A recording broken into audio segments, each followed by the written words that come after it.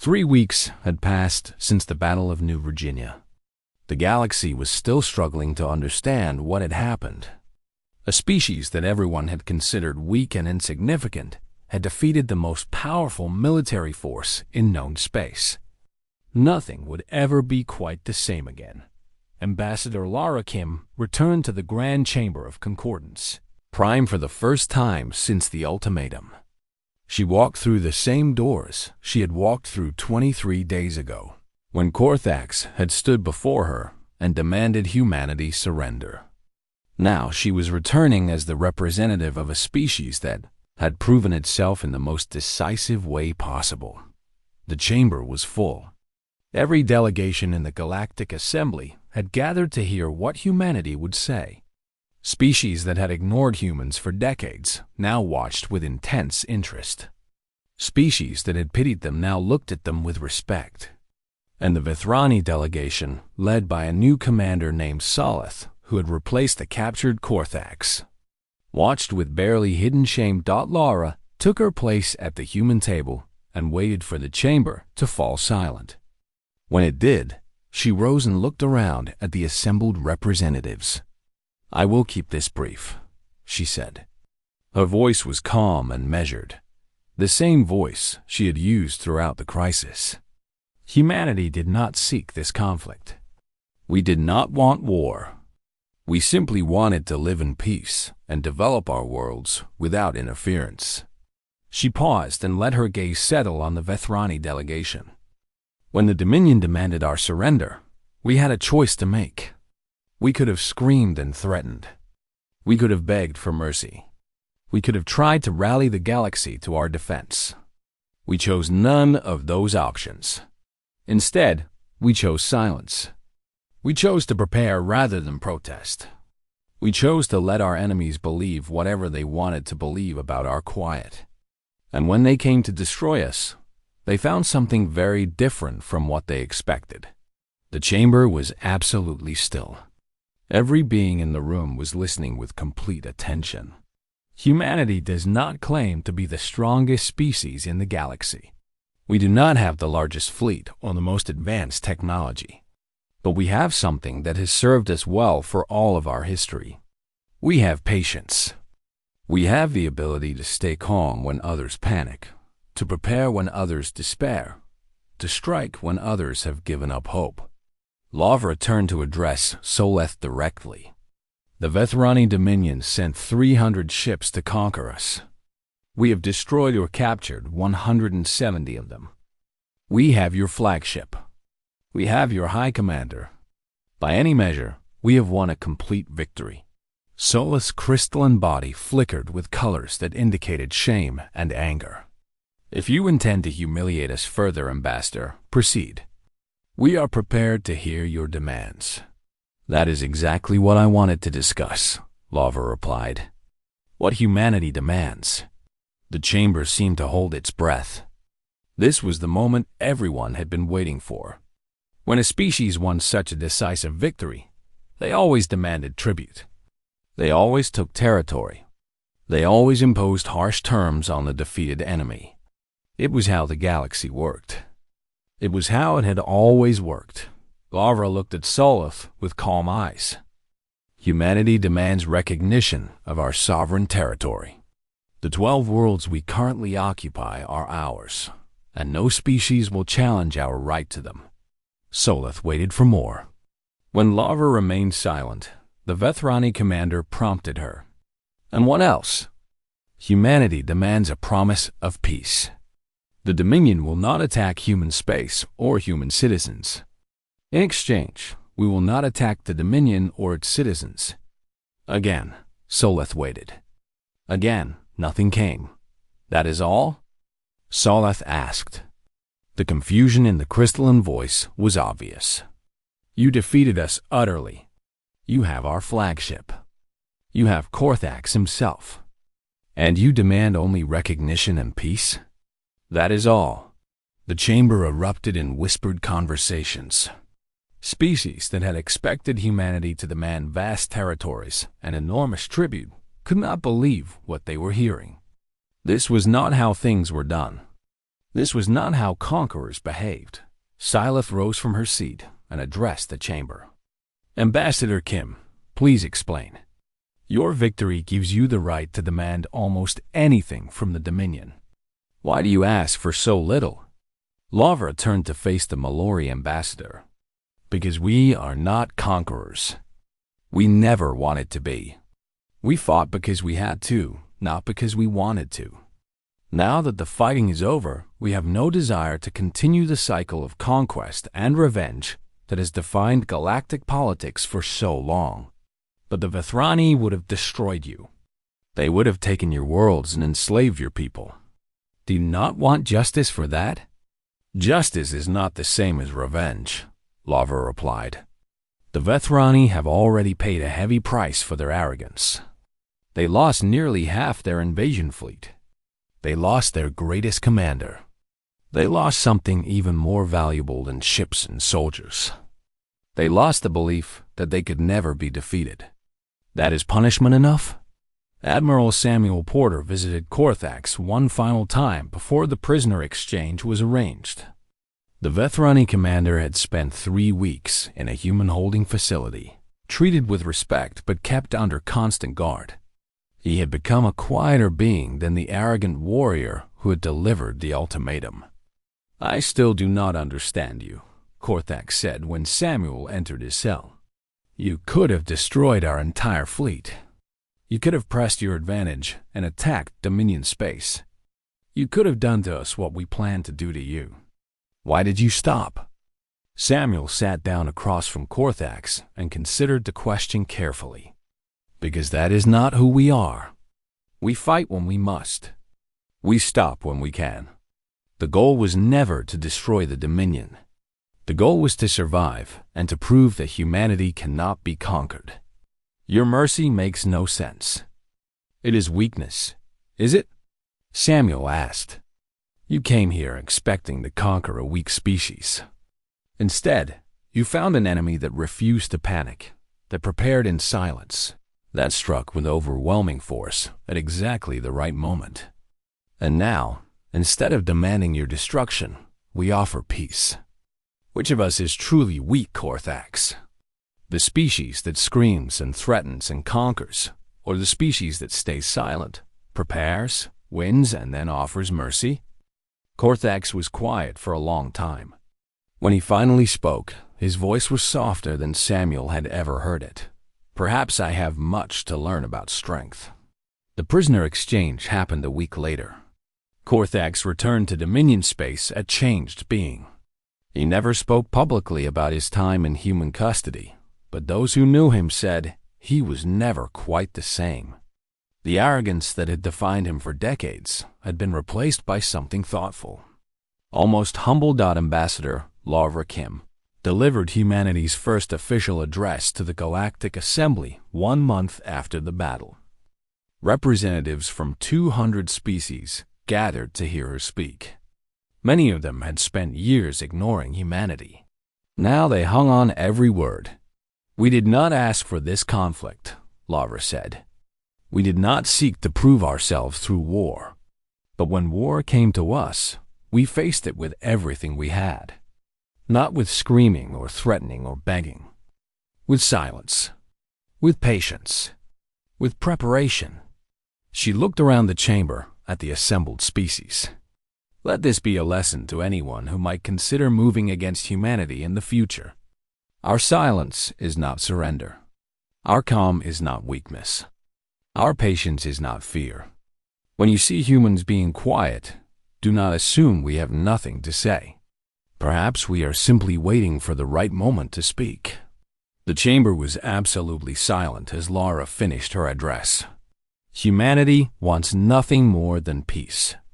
We want to trade with our neighbors, explore the galaxy, and build a future for our children.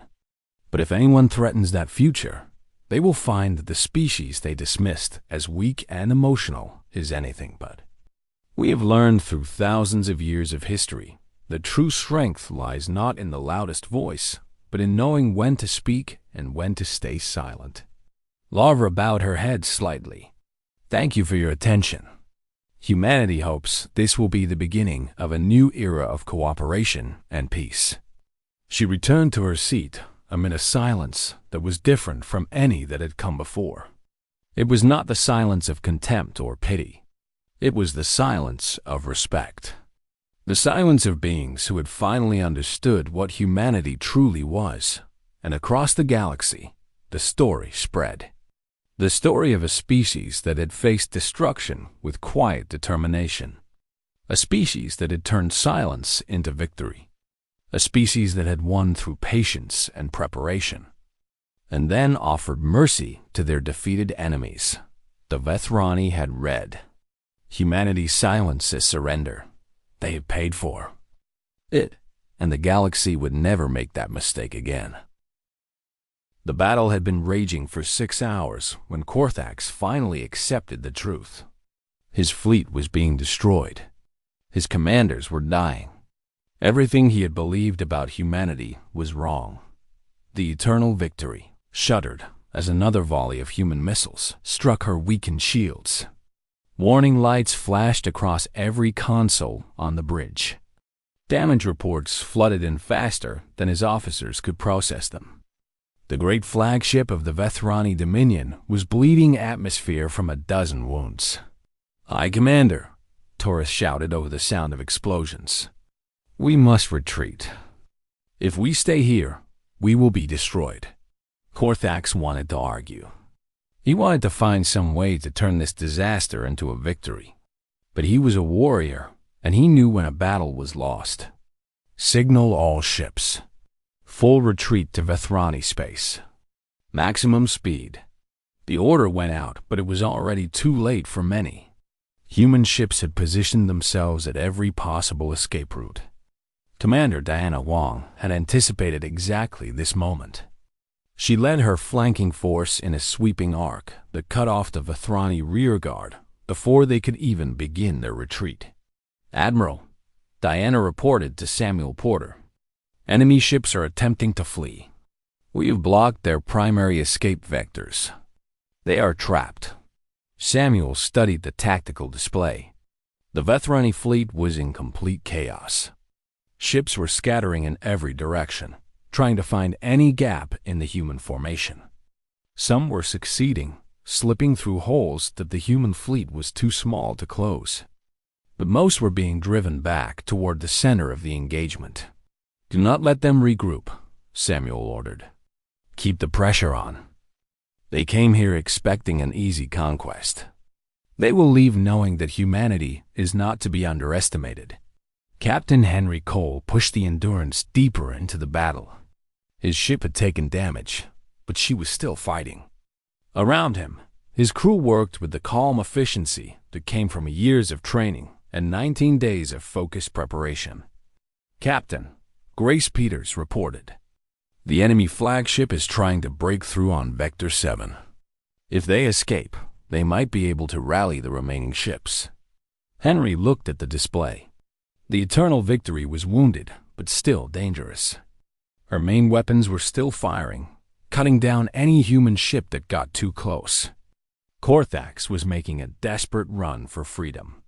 "All hands, pursue course. We are going after the flagship."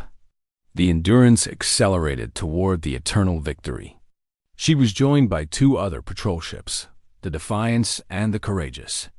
Together, the 3 small vessels closed on the massive Vethrani, warship like wolves running down a wounded bear.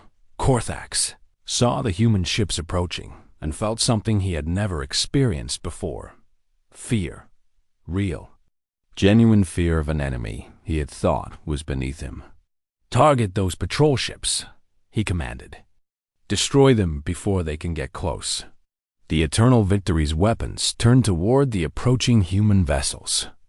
Energy beams lanced out across the darkness, and the Courageous took a direct hit.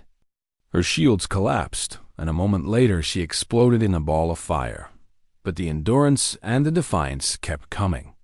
They weaved through the enemy fire with a skill born of desperation and determination. Henry Cole watched his tactical display and made calculations faster than any computer could match. "Hard to starboard on my mark." Target their engine section. We take out their drives, and they are going nowhere. The Endurance rolled sharply, dodging another energy beam by meters. Then she fired. Her missiles were small compared to the weapons on the great battleships, but they were aimed with perfect precision. They struck the Eternal Victory's main engine assembly and tore it apart. The flagship lurched as her propulsion failed. She was still alive, still firing, but she could no longer run. She was trapped in the very system she had come to conquer. Korthax watched the damage reports with growing despair. His ship was crippled. His fleet was scattered. Everything he had built his career on was crumbling around him. "High Commander," one of his officers said, "human vessels are surrounding us. They are demanding our surrender." The word hit Korthax like a physical blow. Surrender. The Vethrani had never surrendered. They had never needed to. They were the conquerors, the masters of 100 worlds. They did not bow to lesser species. But as Korthax looked at the human ships surrounding his crippled vessel, he understood that the galaxy had changed. The Vethrani were no longer the undisputed masters they had once been. A species they had dismissed as weak and emotional had just handed them the worst defeat in their history. "Tell them we accept their terms," Korthax said quietly. The battle continued for another 5 hours, but the outcome was never in doubt. Human ships hunted down the scattered remains of the Vethrani fleet with methodical precision. Some enemy vessels escaped, slipping through gaps in the human formation and fleeing toward home space. But most did not. When the guns finally fell silent, the results were devastating. 170 Vethrani ships had been destroyed or captured. Over 80,000 Vethrani soldiers were dead or prisoners. The flagship that had never known defeat was now under human control. Human losses were significant. 43 ships destroyed and another 60 damaged.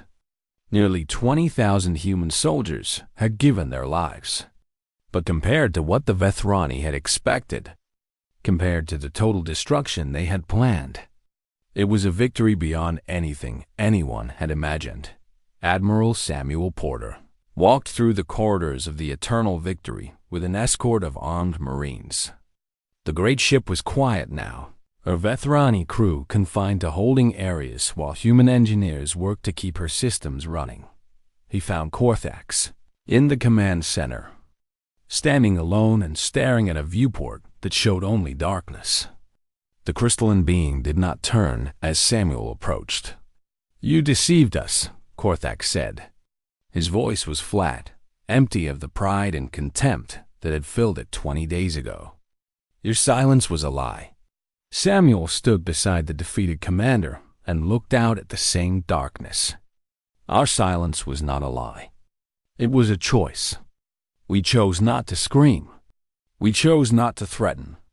We chose to spend our time preparing instead of talking. But why? Every other species has fought us openly. They declared war. They made grand speeches about defiance and resistance. You did nothing. And how did those other species do against you?" Korthax was silent. "They did what you expected," Samuel continued. "They reacted exactly the way you wanted them to react. Their anger made them predictable. Their fear made them weak. We chose a different path, the path of cowardice." Samuel turned to look at Korthax directly. "Call it what you want. Your fleet is destroyed. Your flagship is captured. And humanity is still standing. Does it matter what you call our methods?" Korthax had no answer. The news of the battle spread across the galaxy faster than any ship could travel. Species that had written humanity off as doomed now looked at them with new eyes. The Vethrani Dominion, undefeated for 2 centuries, had been brought to its knees by a species they had dismissed as weak and emotional. On Concordance Prime, the other delegations watched the human diplomats with a mixture of awe and fear.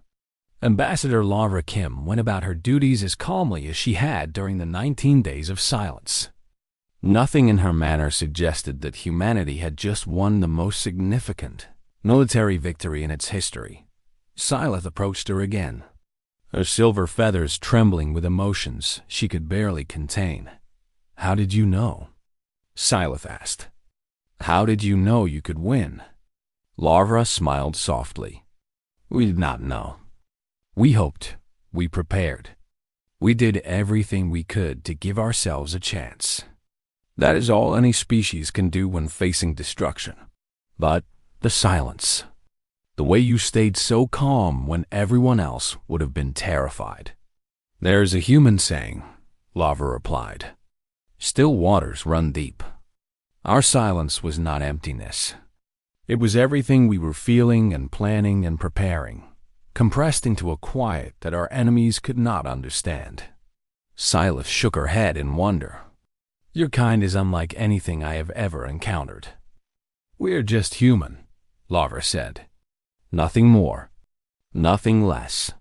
But as Scylla watched the human ambassador walk away, she knew that was not true. Humanity was something new in the galaxy, something that refused to follow the rules that other species had always accepted, and the galaxy would never be the same.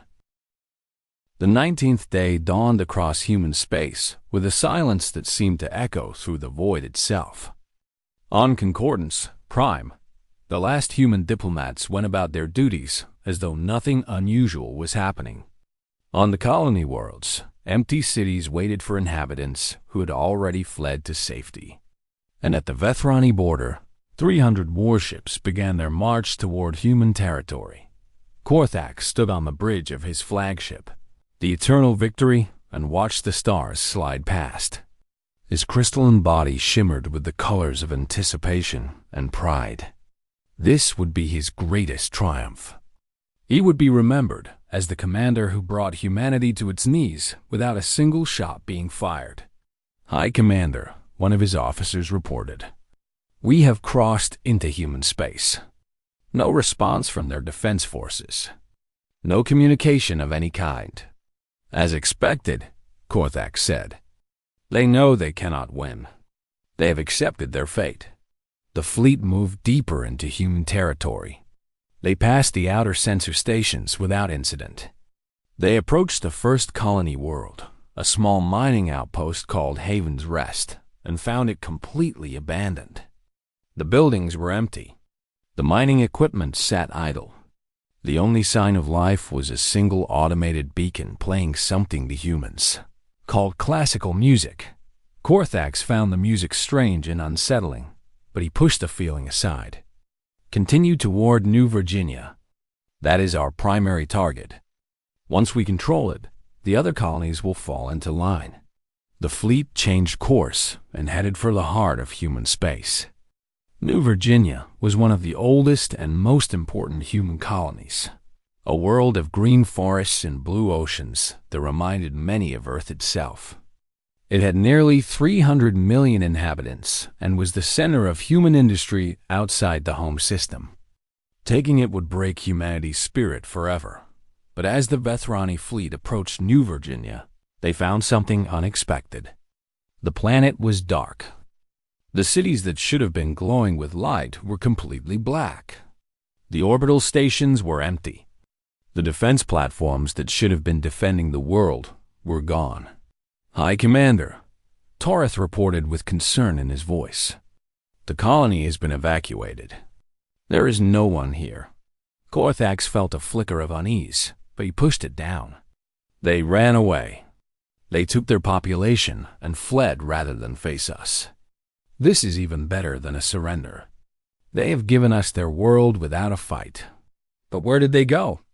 300 million humans do not simply disappear. Does it matter? They are gone. The planet is ours. Signal the fleet to spread out and begin occupation protocols. We will establish our presence here and then move on to the next colony. The Vethrani ships began to spread out across the system, their formation loosening as they prepared for the mundane work of occupation. They had done this many times before with other conquered species. There was a routine to it, a comfortable pattern, that every commander knew by heart. None of them noticed the slight energy fluctuations in the asteroid belt.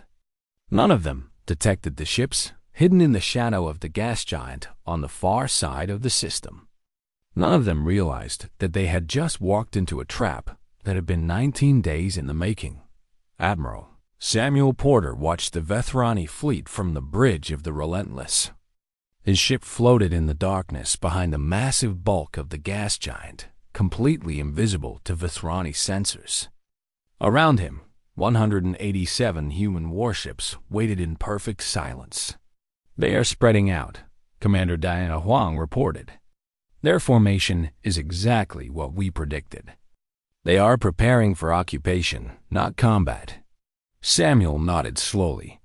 "Status of the weapon platforms?" "All 47 platforms are charged and ready. Targeting solutions are locked. We can fire on your command." Samuel looked at the tactical display one more time. The Vethrani ships were scattered across the system like seeds thrown on the wind. They had no idea what was about to happen. They had no idea that their arrogance was about to cost them everything. "Signal all ships," Samuel said. "Operation Silent Storm begins now." The message went out across secure channels.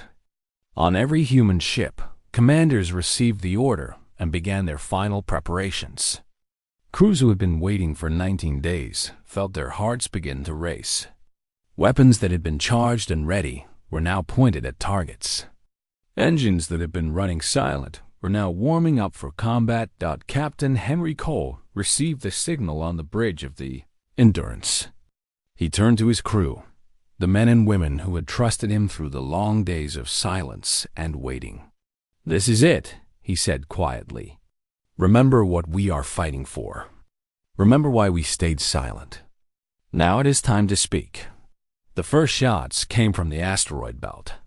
47 weapon platforms that the Vethrani had never detected suddenly came alive, pouring fire into the scattered enemy fleet. Missiles and railgun rounds tore through Vethrani hulls before they could even raise their shields. Korthax stared at his display in disbelief as alarm. Signals erupted across his ship. "What is happening? Where's that fire coming from?" "The asteroid belt, High Commander. There are weapon platforms hidden throughout the field. We are taking heavy casualties." Before Korthax could respond, the situation got much worse. The human fleet emerged from behind the gas giant, 187 ships moving in perfect formation. They swept around the edge of the planet like a wave of steel and fire, their weapons already blazing. "Impossible," Korthax whispered. They were supposed to be defeated. They were supposed to surrender. But the humans were not surrendering. They were attacking with a coordination and ferocity that the Vethrani had never seen. Every human ship knew exactly where to be and exactly what to do. They had spent 19 days planning this moment, 19 days studying Vethrani tactics, 19 days preparing for exactly this battle. The eternal victory shook as human missiles slammed into her shields. Korthax gripped his command chair and tried to make sense of the chaos around him. All ships formed defensive positions. Prepare for counterattack. But his orders came too late. The Vethrani fleet was scattered and confused. Ships that tried to regroup were cut down by human fire. Ships that tried to flee found their escape routes blocked by smaller human vessels that had been positioned days in advance. Captain Henry Cole led his squadron directly at the Vethrani command ship. The Endurance was small compared to the eternal victory, but Henry knew exactly where to strike. He had studied Vethrani ship designs for weeks, learning their weaknesses and vulnerabilities. "Target their sensor arrays," Henry ordered. "Blind them before they can coordinate." The Endurance's weapons tore into the eternal victory sensor clusters. Other human ships joined the attack, each one targeting a specific system on the enemy flagship. It was not random destruction. It was surgical, precise, devastating. On Concordance, Prime, Ambassador Alara Kim received the first reports of the battle. She read them in silence, her face showing no emotion.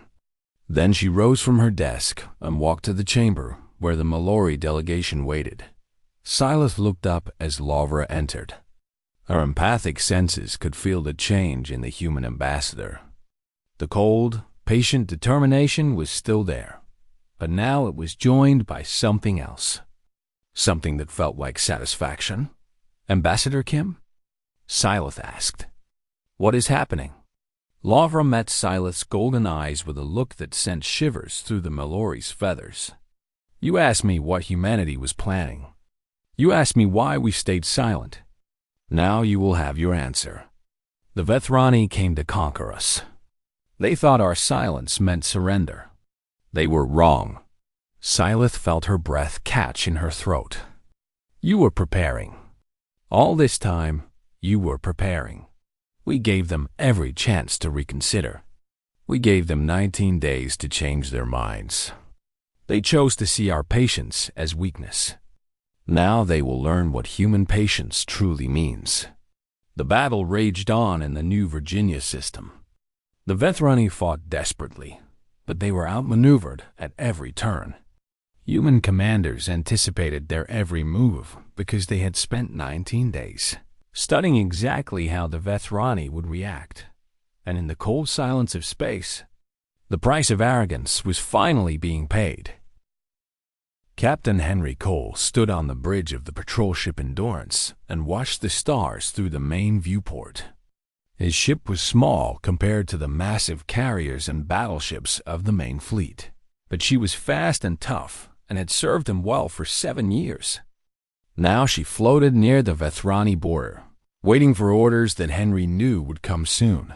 His first officer, a young woman named Grace Peters, approached with a datapad in her hand. Her face showed the same worry that Henry had seen on every face since the ultimatum was delivered. "New orders from Fleet Command," Grace said. "We are to pull back to defensive position Delta 7. All patrol ships along the border are doing the same." Henry took the datapad and read the orders carefully. They were exactly what he had expected. "Have the crew begin preparations. We move in 2 hours." Grace hesitated before speaking again. "Sir, some of the crew are concerned. Pulling back looks like we are retreating. It looks like we have already lost." Henry turned to face his first officer.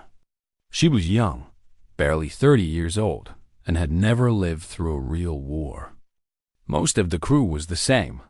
They had grown up in a time of peace, when humanity's biggest concerns were trade disputes and colonial development. They did not understand what was happening. "Do you know how humanity survived the Ice Ages?" Henry asked. Grace blinked in surprise at the unexpected question. "Sir? We did not survive by being the strongest or the fastest or the most aggressive. We survived by being patient. We watched. We waited. We prepared. And when the time came, we acted with everything we had." Henry handed the datapad back to Grace. "That is what we are doing now. The Vethrani expect us to panic. They expect us to make desperate attacks or beg for mercy. Instead, we will be silent. We will be patient. And when the time comes, we will show them what that patience was for." Grace nodded slowly. Some of the worry left her face, replaced by something harder and more determined. "I will inform the crew, sir. Tell them that their ancestors survived ice ages and plagues and world wars. Tell them that the Vethrani have no idea what they are dealing with. Tell them to trust in silence." As the Endurance began its journey to the defensive position, similar scenes were playing out across human space. Ships were moving into formation. Ground forces were being deployed to key locations. Weapon platforms were being hidden in asteroid fields and buried in the dust of moons. Everything was done quietly, without celebration or announcement. On Earth, the factories that had once produced civilian goods were now running day and night producing weapons and ammunition. Workers who had spent their lives making cars and appliances were now making missiles and armor plating. No one complained. No one asked questions. They simply did what needed to be done. Admiral Samuel Porter coordinated everything from the bridge of the Relentless. His staff worked around the clock, turning plans into reality with a speed that would have seemed impossible under normal circumstances. But these were not normal circumstances. Humanity was facing extinction, and everyone knew it. Status report on the New Virginia system, Samuel said to his tactical officer. Commander Diana Wong. Diana pulled up the data on her screen. She was a sharp-featured woman with quick eyes and quicker mind. She had been planning defensive operations since the day she graduated from the academy. And now all that training was being put to use. All civilian populations have been evacuated to the secondary colonies. We have deployed 47 weapon platforms in the asteroid belt, all running silent. The main fleet will be in position within 6 days. We will have plenty of time before the Vethrani arrive. Samuel studied the tactical display. And the supply lines? Secured and hidden.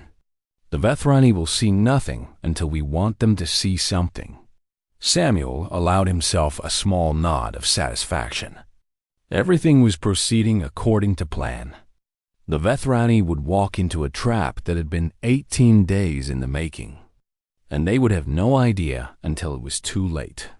On Concordance Prime, Ambassador Laura Kim received her 5th message from Korthax demanding acknowledgement of Vethrani superiority. Like the 4 messages before it, she did not respond. She simply filed it away and continued her work. The Mallory ambassador, Silith, had been watching the human delegation with growing confusion. She could sense the emotions of every being on the station, and what she felt from the humans made no sense. They should have been terrified. They should have been desperate. Instead, they radiated a cold, focused determination that Silith had never encountered in any species. She finally gathered the courage to approach Lara again on the 15th day of the ultimatum. Ambassador Kim, Silith said softly. Please, I must understand. What are you planning? My people are worried about what will happen when the Vethrani attack. If there is going to be a war, we need to prepare. Lara looked at Silith with calm eyes. There will be a war. I cannot tell you more than that. But how can you be so calm? The Vethrani have never been defeated. Their fleet is 3 times the size of yours. They have weapons that can destroy entire planets. Lara smiled softly. Do you know what makes humans different from other species, Ambassador? Silith shook her head, her silver feathers rustling with confusion. We do not accept the impossible. When someone tells us that something cannot be done, we find a way to do it anyway. The Vethrani have never been defeated because no one has ever truly tried. They have never faced an enemy that refused to behave the way they expected. And that is your plan? To be unexpected? Our plan is to be human. That will be enough. Silith wanted to argue. She wanted to point out all the logical reasons why humanity could not possibly win this fight. But something in Laura's eyes stopped her. There was no doubt there. There was no fear. There was only the absolute certainty of someone who had already seen the outcome and knew exactly what would happen. Meanwhile, Korthax was growing frustrated with the human silence. He sent message after message, each one more aggressive than the last. He demanded that humanity acknowledge their defeat. He demanded that they begin preparing the surrender of their colonies. He demanded that they show proper respect to their future masters. Each message was met with silence. His advisors began to worry. One of them, a younger Vethrani named Torith, suggested that perhaps the silence meant something other than surrender. What else could it mean? Korthax demanded. They have no fleet strong enough to challenge us. They have no allies willing to stand with them. They are alone and helpless. But their silence is strange, Torith insisted. No species has ever simply stopped responding. They usually beg or threaten or try to negotiate. The humans do nothing. Korthax made a sound of contempt. They do nothing because they have nothing to do. They are a weak, emotional species that has finally accepted reality. When we arrive, they will surrender immediately. You will see. Torith was not convinced, but he knew better than to argue with his commander. He simply bowed his head and kept his concerns to himself. On the 18th day, the Vethrani fleet began its final preparations. 300 warships armed with the most powerful weapons in the galaxy. Crews that had never known defeat. Commanders who had destroyed entire civilizations. They were ready to add humanity to the long list of species that had fallen before them. And in the silence of space, hidden in the shadows of gas giants and the depths of asteroid fields, the human fleet waited. The storm was coming, and humanity was ready. The Grand Chamber of Concordance Prime fell silent as the Vethrani delegate rose to his full height. Korthax stood nearly 3 meters tall, his crystalline body catching the light and throwing sharp reflections across the walls.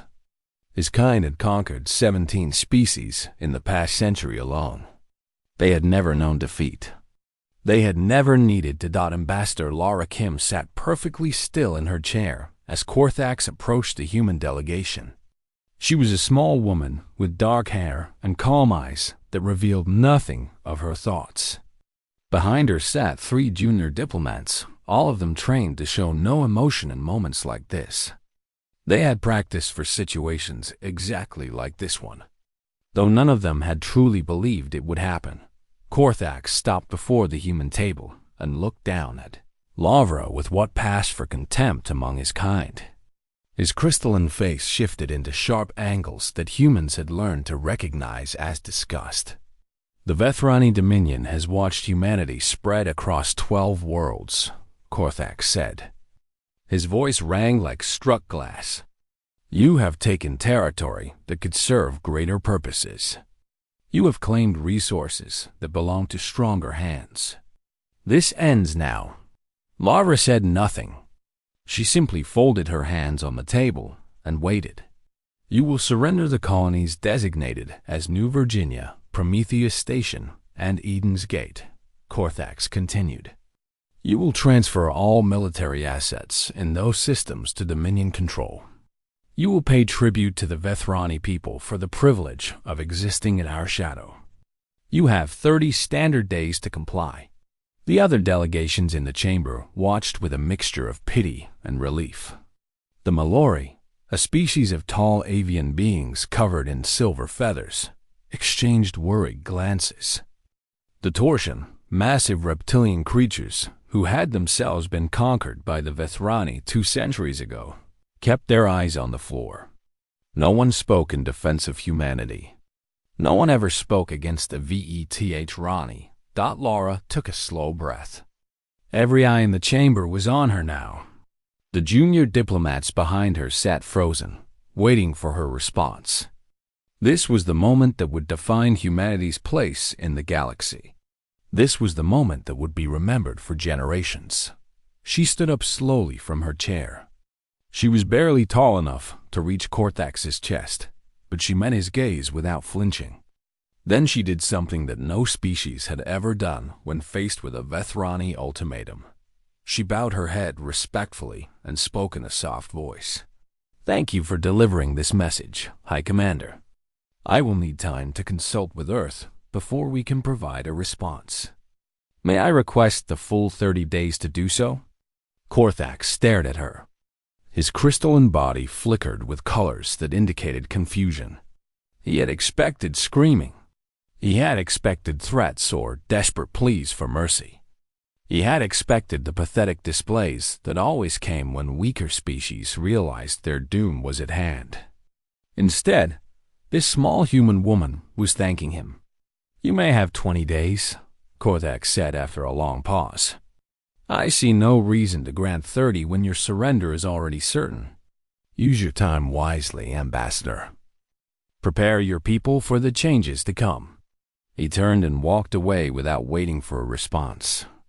His crystalline footsteps echoed through the silent chamber like the tolling of a funeral bell. The other Vethrani delegates followed him, their bodies shimmering with the colors of victory. Laura sat back down in her chair. She did not look at the other delegations. She did not acknowledge the pitying stares or the whispered conversations that were already beginning around the chamber. She simply gathered her documents and prepared to leave. "Ambassador Kim," a voice called out. Lavra turned to see the Mallory delegate approaching. Her name was Silith, and she was one of the few aliens who had ever shown genuine kindness to humanity. Her silver feathers were ruffled with distress, and her large golden eyes were filled with sorrow. "I am so sorry," Silith said quietly. "If there was anything we could do, anything at all, we would try. But the Vethrani are too powerful. No one can stand against them." Lavra reached out and touched Silith's wing gently. "Thank you for your kindness, Ambassador. Please do not worry about us. Humanity has faced difficult times before." Silith tilted her head in confusion. She was an empath, able to sense the emotions of those around her. What she felt from Laura made no sense at all. There was no fear. There was no despair. There was something cold and hard and patient that Silith had never encountered before. "What are you planning?" Silith whispered. Lavra simply smiled and walked away.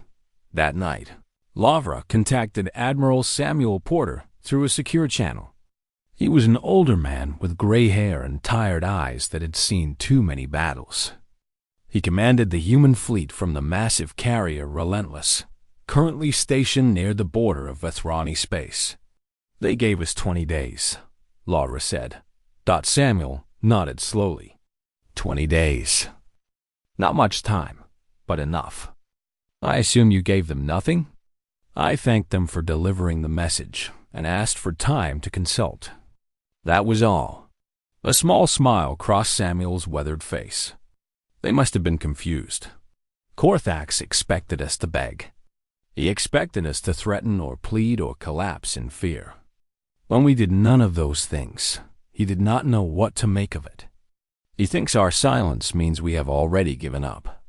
"Good," Samuel said. "Let him think that. Let all of them think that." Lavra leaned back in her chair and closed her eyes. "The evacuation of non-essential personnel from Concordance Prime will begin tomorrow. I want every other species to see humans leaving. I want them to believe we are running away. And meanwhile, you do what needs to be done. Every ship, every weapon, every soldier we have. 20 days, Samuel. That is how long we have to prepare the welcome the Vethrani deserve."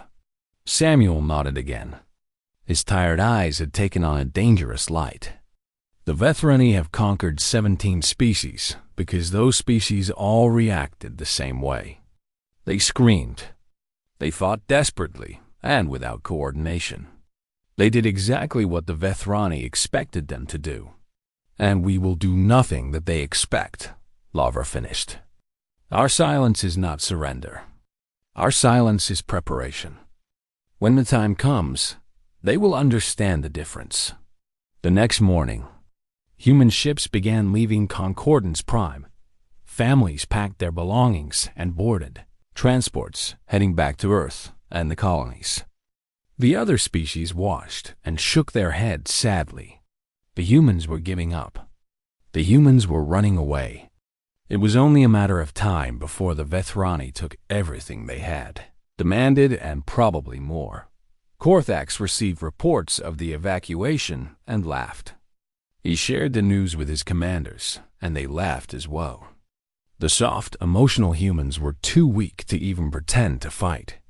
This would be the easiest conquest in Dominion history. On Concordance Prime, only a handful of human diplomats remained. They went about their duties quietly, speaking to no one, answering no questions. When other species tried to offer condolences, the humans simply nodded politely and said nothing.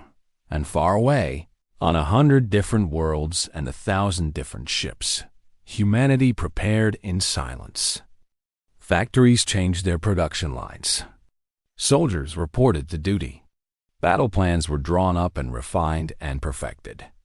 No speeches were made. No declarations of defiance were broadcast across the networks. The galaxy saw human silence and called it surrender. They would soon learn how wrong they were.